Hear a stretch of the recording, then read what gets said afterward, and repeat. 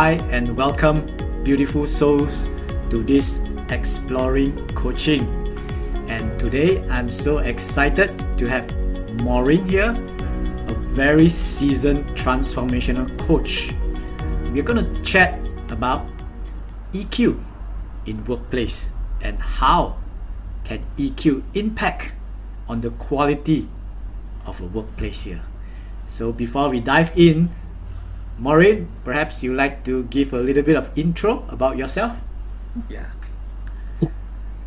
Thank you, Rehmiee. Thank you so much for having me again. Of course, my name is Maureen Salse, and I have been working as a freelance coach for close to 6 years now. It's been an amazing journey. I always like to think like coaching is a calling, and that's how I feel. I feel it from my heart that it is a calling, and I enjoy coaching people and seeing the transformation that happens in their life. Wow. Thank you, Rehmiee. I can feel that from your tonality, the soul that you put into your coaching work, Maureen. Awesome. So now before we start to talk about emotional intelligence or EQ, to put it in a short form, in workplace usually they have this training for the hard skill. For example, they have their ISO, they work with consultants, they have their SOPs and all that. These are very, very important skills too. But through my experience coaching maybe people from the corporate sectors, I ask them, oh, this is a very big company that you work with. You have all the certifications hanging on the wall from ISO 9001 to 22000 and all that. That means sort of like most of the problems in your companies has been minimized. The response that I got is usually, Rehmiee, yes, the certification is up there, you can see it's very nice hanging on the wall, but who runs the system? I say, yeah, human, right? The certification won't run by itself, or to maintain that kind of certifications. Now, no doubt, most of the employees in the corporation, they are very skillful, they are very qualified, right? They have high IQ, I call it. But there's another area, I call it EQ. That's where the problem comes in. So maybe through your experience, Maureen, I'm sure you come from a background of in the corporate sectors too. Perhaps you can share with me what is majorities of people's perceptions towards what is soft skill. Thank you, Rehmiee. So going back to the how you introduced the topic, saying that we can have our certification and all that, and that's really good. But it's the people that really run the show. So with people, you also, you have soft skill and you have the hard skill. Is it called the hard skill? Yes. So with the soft skill, it's something I feel that we all have because we have it in us. We have those innate skills in us, and as we grow and we evolve, they become um, usable in a way. Now, in the corporate, those skills, the soft skills, are really important because you need that to be able to interact with the others. So it works together, or it works together with your certification, whatever the certification that you have, the trainings that you have. You also need soft skills as well, and the soft skill relate to you. It's your humanness. It's your humanness that comes out. It's okay. I mean, perhaps you shared from your experience, right, prior to you come into the coaching scene, like in terms of emotions, how does a frontliner hold or ground their emotions especially dealing with prospects are not nice or customers are not nice most of the time. So how Yeah. can a person like, as a coach, you guide them? How do they ground their emotions? Yeah. So when there is a problem inside corporate, in the corporate environment, it's something that you as an individual cannot fix, because that is external in a way. But you can control what's going on within yourself, which is your emotions. So emotions really come into play in any context, whether it's an corporate environment or whether in any environment. Everything that we do as human has got something to do with our emotions. So it's about being able to have that awareness that I've got all these things going on, and I'm feeling the discomfort that's coming up within myself because everything that's happening is triggering me. And being able to regulate yourself, that's the only way you can control yourself and what's happening in your environment, is being able to self-regulate. I hear you. Self-regulate is a very, very important practice. But unfortunately, especially during interviews in corporate sectors, they seldom ask this kind of question. Rehmiee, are you able to regulate your emotions? Usually they will ask what kind of qualification you have, experiences you have, skill you have. I think you brought up a very good point. Self-regulate or self-regulations when it comes to emotions. Yeah, yeah, Imagine if you can't regulate yourself, you've been put in the front line. What will happen? I know. Disaster. Yeah, absolutely. So usually when I ask, for example, the human resource personnel, I ask them, what kind of problems or issue do you face normally? He said, Rehmiee, it's usually one of the top is communication. Now, don't get me wrong. He or she will say, I have a room full of very high IQ people, very qualified people. But unfortunately, when they are being put together in a long table in a boardroom, chaos. Conflict of values, interests, ideas, and all that. Now, through your experience, Maureen, last time when you are in the corporate sectors, what do you think that the self-regulation that you're talking about, how does it place in the boardroom? Yeah, thank you, Rehmiee. Self-regulation is very important aspect that as human we should have some kind of awareness around, because if we don't have awareness around self-regulation, as you mentioned earlier on, chances are the conversation might go the wrong way and cause inconvenience to everyone that's involved in the conversation or everyone that's in the space. So self-regulation is something that as an individual we should have awareness around ourselves, that when things happen in our lives or happen in the moment, that we are able to sit with our discomfort. Because with the self-regulation, all or the discomfort always connects to an event. So an event will happen which will require either a response or a reaction. Now with self-awareness, we can be able to sit with our discomfort, which means that when we're able to sit with our discomfort, we find a place they call pause. So you have the event, you pause, then you respond in the communication. So if you are not able to pause, you will find yourself reacting to what's been said, then responding to what's been said.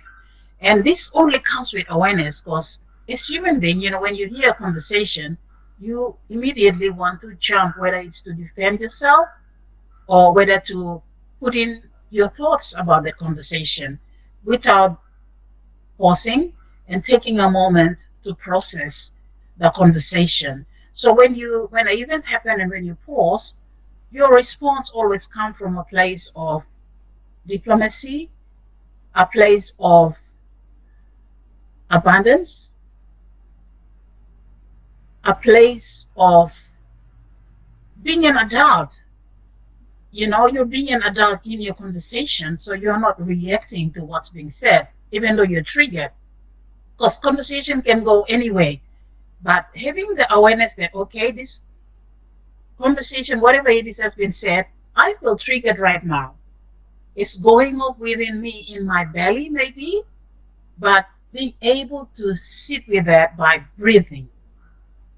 So breathing, you can use the breathing technique like 3 times breathe in and breathe out, breathe in, breathe out. And then, when you're pausing, you're doing that, then you come from a place of abundance in your response. So your response is adding value to the listener. Very good. But let's say I'm just a layman who, not being exposed to what you just shared just now. I've never been coached before, and I'm being put in the front desk, let's say in the hospitality industry, and I have one grumpy customer come in, shouting and losing his or her cool, losing all hell break loose. Now, of course, as a human, I will sure be triggered, wanting to react. Perhaps maybe as a transformational coach, Maureen, could you please share with me some very simple step that even a layman can I remember what Maureen just shared about. Yeah, what are the simplest step that anyone can use right away? Yeah, thank you, Rehmiee. And that's why I love the coaching space, because this sort of, quality or resourceful conversation happens in a coaching environment. There's some things that I believe that you can't learn them, outside of the coaching environment. So when something is said and you feel triggered straight away, it's easy to just be able to react. And most of this reaction, if I may take us back, most of this, the reactivity comes from our conditioning. In our social environment, when we were brought up, there were certain things that we came across, or certain things that happened to us that kind of conditioned us to be able to react in a certain way. And that reaction is just to protect us. So we do that to be protected, we do that to be loved, and all that. And we carry that right through adulthood. If we do not get help on it, or if we do not revisit it, then chances are it may work against us, because whatever it is that we were conditioned in may have probably helped us back then, but now where we are in this current time in our lives, maybe it's not useful anymore. Maybe it's considered as redundant.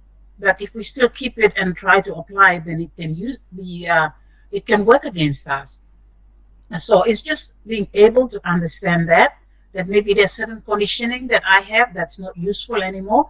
But when you are placed in a situation where something is said and you are triggered, you will immediately, like I explained earlier, you will feel it somewhere in your stomach maybe, that it's very uncomfortable. This uncomfortable feeling where, like, normally you would just react. You would say something right back.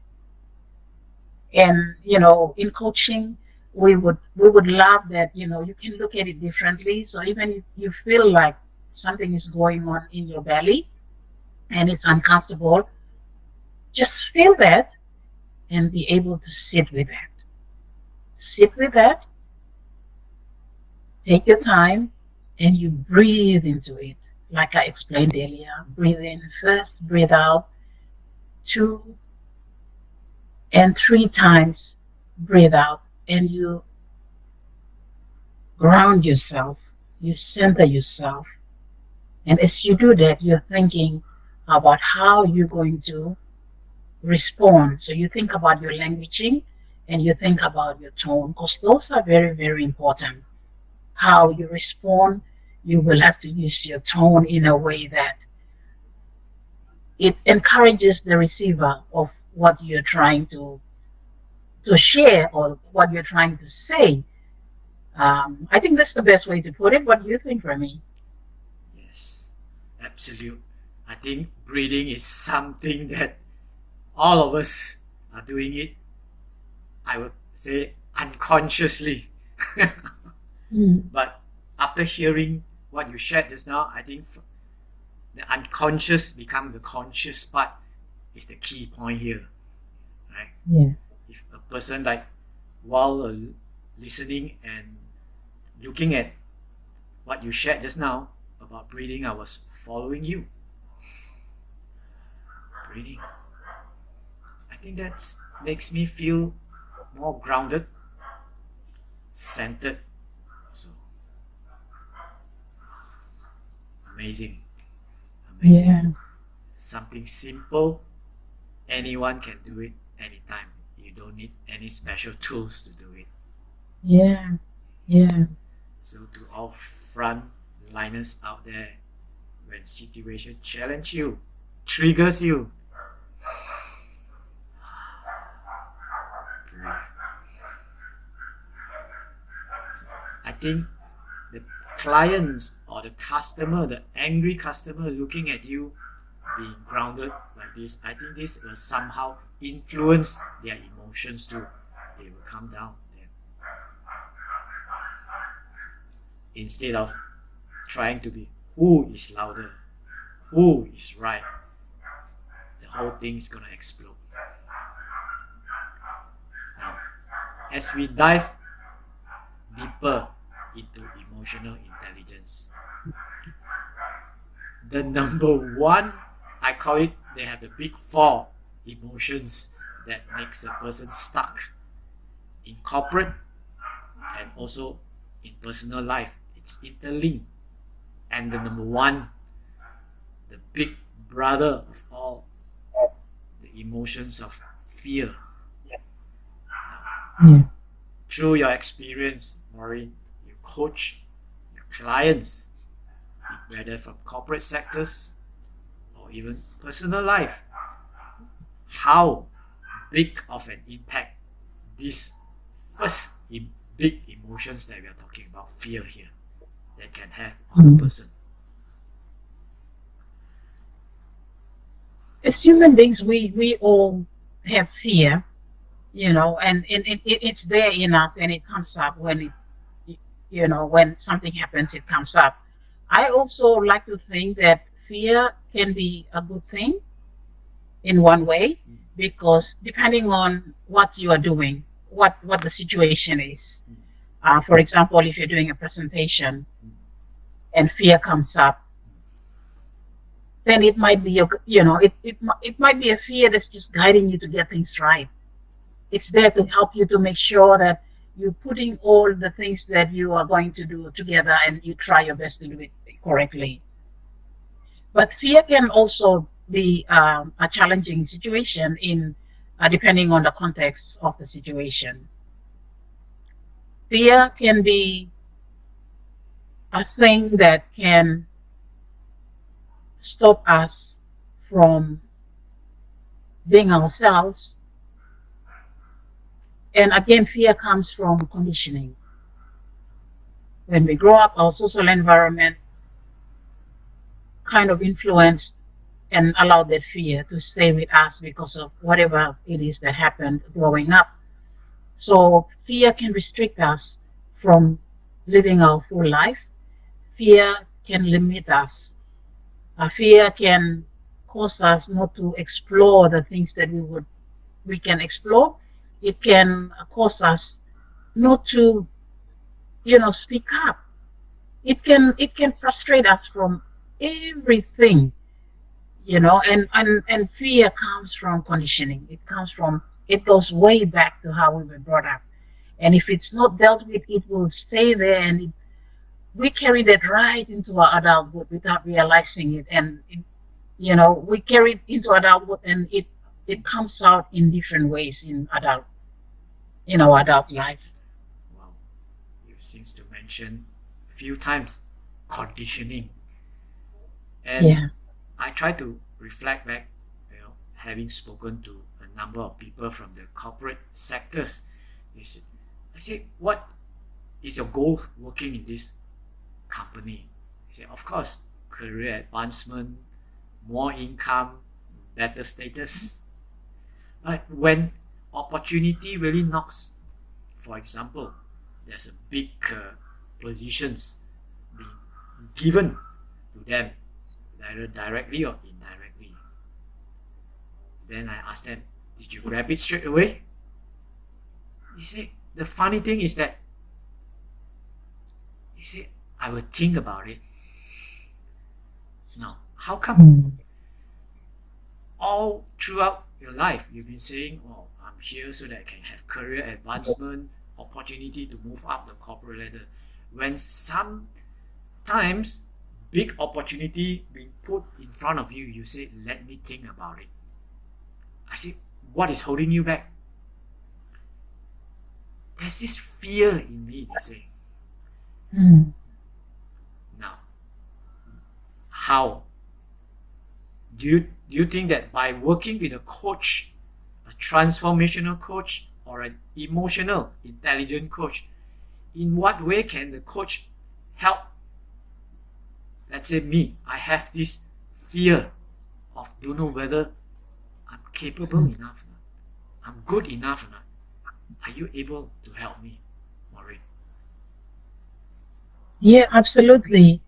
The transformational coach will, or an emotional coach would be most probably be the best person to work with you regarding those fear. And again, those fear are connected to your conditioning as you grow up. So the coach will know exactly what to do. So it's not a like now fixed sort of thing. So it the coach will know exactly how to take you back to the parts of you that had those conditioning that caused this fear to stay with you and affect you now that you're an adult and it's showing up in different spaces. Um, you in different spaces now that you're being an adult.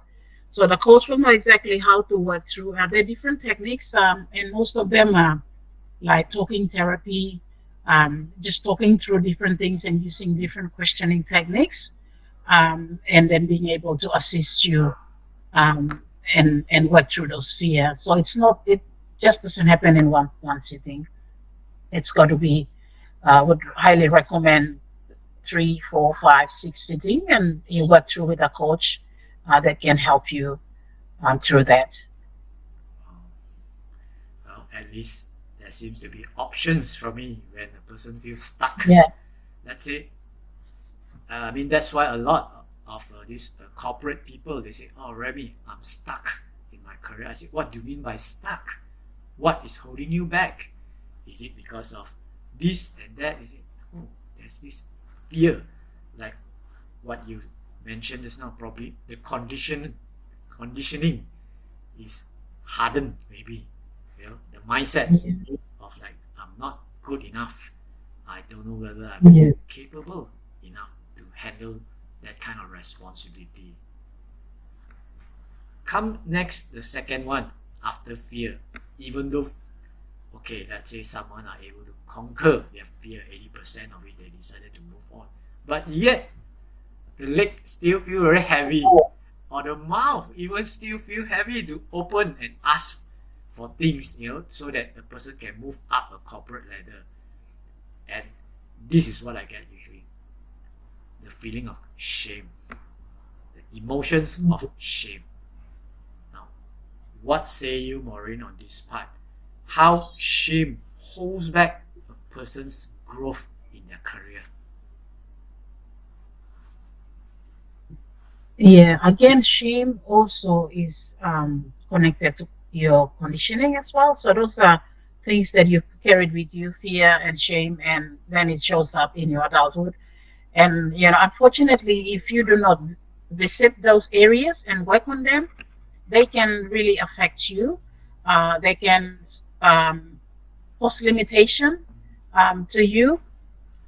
They can affect you in a way that you don't really explore your full potential, and you don't really step into what you desire, because you want to step in to a new role or elevated role, but you are afraid, and you are ashamed that how can I, if I get an elevated role, am I able to stand up and talk in front of people? Am I able to interact in meetings? So you begin to question yourself, and that's also connected to self-doubt and low self-esteem. Yeah, so shame and fear, they all connect to self-doubt, low self-esteem, not believing in yourself. And when you have all of those things, they can really frustrate your growth as a person in the corporate environment. And apparently, your corporate environment is also connected to your personal environment, your personal life. So it can affect you in corporate and also have a snowball effect in your personal life as well. Wow. It seems that they are interlinked from one chain to another, like what you mentioned. Yeah. And there comes the third one. That day I was having conversations with my friends, and he was proudly boasting. He said, "Oh, I just went to the gym." I said, "Oh, good for you." Each time he went to the gym, he would send me the picture of him, running in a treadmill or something like that. The picture of a treadmill. I said, "Wow, Yeah. okay." Then in my mind, I was thinking, how come each time he went to the gym, he would send me the picture of the treadmill? Then I said, yeah, I acknowledge, your persistency, your discipline, and all that. But I realized that each time after we have a meal, have a good meal or have a good coffee or lunch and all that, later on of the day, you would send me this picture. How come? Then he said, yeah, so I didn't realize that. I said, there's been a few times already. After we have a good meal, good laugh and all that, later on you will send me this picture of a treadmill. Is it because of the feeling of guilt? He said, Rehmiee, I didn't realize that. Actually, I've been counting my calories lately. Now, why I share this? How can, imagine that a person without realizing it, the emotions of guilt, how to say, influencing the lifestyle of that person. Each time having a good meal, he will make sure that he goes to the gym and work out, burn to make sure that the feeling dissipate. Now, what about in corporate world? Let's say as a leader, how, if let's say I have these emotions of guilt being trapped inside me, like you mentioned, probably I didn't realize through some conditioning during my childhood, I was being forced into doing something. If I don't do it, I will get scolding, maybe from my dad or my mom. This guilt feeling that so-called has been in my DNA till now, can it really influence a person's career or make a person stuck? Yeah, absolutely. Thank you, Rehmiee, for asking. You mentioned something about a leader, and then you connected it to a guilt feeling. So, a leader is a journey, an inward journey before it's an outward journey. So, it's a journey to yourself first before you can journey outward to other people and be a leader to others. Meaning that when you're placed in that situation or position, it's important to work on yourself. So if you're carrying all those things like we spoke about, like anger, shame, and guilt, because they are all connected, it's very important that you get help first in those areas, because then you can, in your leadership, the people that are working under you are the people that you lead. can really see the transformation in you, which can also help them, because in the transformation you lead with confidence, you lead with self-belief, you believe in yourself, you are assertive, you're not afraid, and and and that's what the people that are working under you most probably be looking out for. Because if you have those sort of um, skills, then it encourages them to be able to listen to our leader who's actually has got things that they can emulate, you know? Because when you're a leader, people like to emulate you. They look at you and they're like, wow, I like that skill set. I like that, in a conversation that he responds to the situation. He doesn't react. How did he do that? How come? Or I like it that he kind of has awareness around him. Like how did it's because you as a leader he worked on himself or herself. So he and had the transformation before he can go out there and lead others. So it's really an internal work. Again, leading to the soft skills, like it's internal work that you have to work on yourself, and it only comes um, with awareness that these things you've carried them from childhood through conditioning, and they're not useful, or as long as you keep them in your pockets, they are not going to serve you anymore in a positive way. Then you get help around it. And you do that by seeking a transformational coach or emotional coach. Um, yeah, it's also about just humbling yourself, just letting the ego down. We all have egos, men and women, but you know, getting help. It's not a taboo that you should not get help. We all can get help. And it's by letting our ego down and just saying that I need help. Then you can be able to get some help. I hope that makes sense, Rehmiee. I need help, Maureen. First step, right?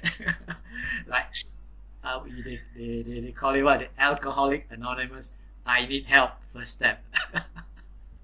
Yes, definitely. Unfortunately, like you said, ego stops a person from raising his or her hand and say, I need help.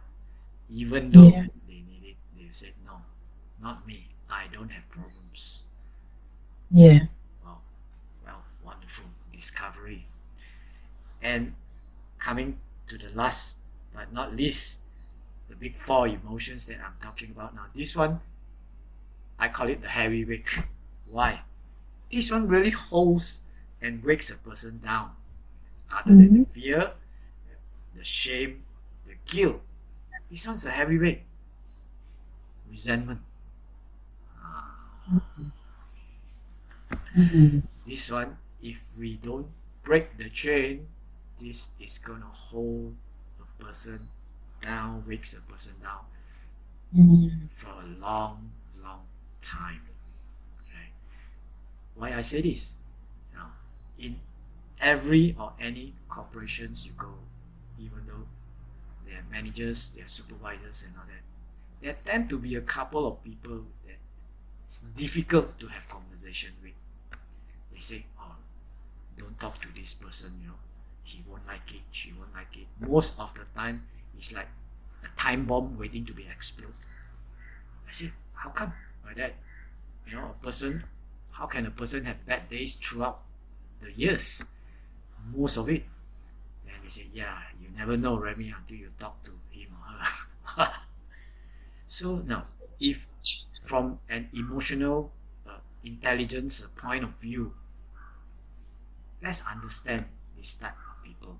Beneath it, how come this person carries so much like fire, I call it that. And Mhm. I discover that most of the time they have these resentments, issues, emotions being trapped inside. Now, through your experience so far, Maureen, whether from the corporate sectors or coaching, what say you on these emotions of resentment? Mhm. Mhm. Yeah, it's easy to resent people or resent colleagues because, resentment can come from a place of jealousy. It can come from a place of jealousy, and when a person is have resentment, you can't change that person because that person has to realize it in themselves that they need help and get some help. And that can be very challenging in a corporate environment because when jealousy is present in that space, then it can become very unresourceful for the team. I believe in different corporates. You are encouraged to have a good work culture that does not support being resentful to your colleague. It should a culture that supports um, collaboration and working together in oneness and in unity, uh, while upholding the vision of the company, whatever that is.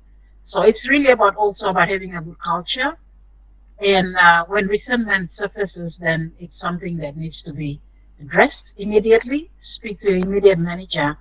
Talk about your manager. This person is, acting in a strange way, and it just needs to be addressed because otherwise it can spoil the the good the vibe that might be happening in the team, and with that it can affect the output, the production of you know um,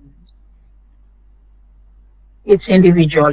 It can affect the way different individual work because now this person is resenting them, so it can kind of in a way stops them from um, doing their best because they are afraid that, oh, if I do well, then this person is going to resent me and it's going to be a trouble in the workplace, things like that. So again, it goes back to the person who is resenting does not really know that they are resenting. And it's because that they got issues. And most of it is, it's just issues at home that are brought into the workplace. So maybe something's happened at home and the person has walked into work without having that awareness that he's carrying those things or she's carrying those things from home into the workplace. Then it becomes, it spoils the work environment. Um, but again, going back to being resentful is if someone is resenting in the workplace, then Rehmiee, to tell the truth, that person has good work to do, and there's no other way, Rehmiee. Like this person has got work to do, and again, it's humbling themselves, humbling your ego, coming down and saying that I need help. I don't know why I continue to resent my other colleagues. I shouldn't do that, but it keeps on coming up. So that means you've got some work to do. Wow, such profound sharing that you gave. If a corporations really gives space, or HR personnel gives space to talk about these big four emotions that we just spoke about: fear, shame, guilt, and resentment, I think this would have reduced conflicts in workplace by a lot of percentage, and this helped to boost productivity and have better communication flow. Awesome. Yeah. Well, Maureen, be mindful of time. So we have quite a fruitful conversations around emotional intelligence in workplace, and I believe this has bring values to corporate people or frontliners who are tuning in today.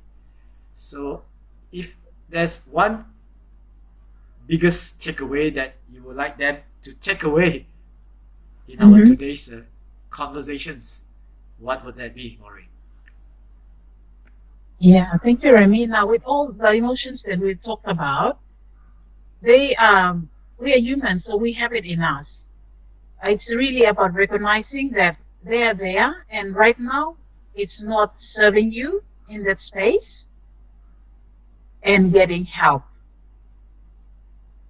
Because most of the things which came from conditioning or which we picked up are learned things. So whatever it is that we have learned, we can unlearn it and we can relearn it. And that can be done through getting help in coaching. Yes. Well said. So to our beautiful audience who are tuning in today, if you feel that what we shared bring values to you and you would like to dive deeper, if you have problems or feel that you're feeling stuck in careers or personal life, talk to a coach, be it transformational coach like Maureen, or myself, an emotional intelligence coach. Not to say that we fix you, no, you're perfect just the way you are. We just help you to peel off the layers that's not being needed so that you can see your core self shines again. Yeah. So we wish you all the best in your corporate journey, and stay tuned for our next round to dive further into emotional intelligence in the workplace. Thank you so much. Bye bye. Thank you. Bye bye.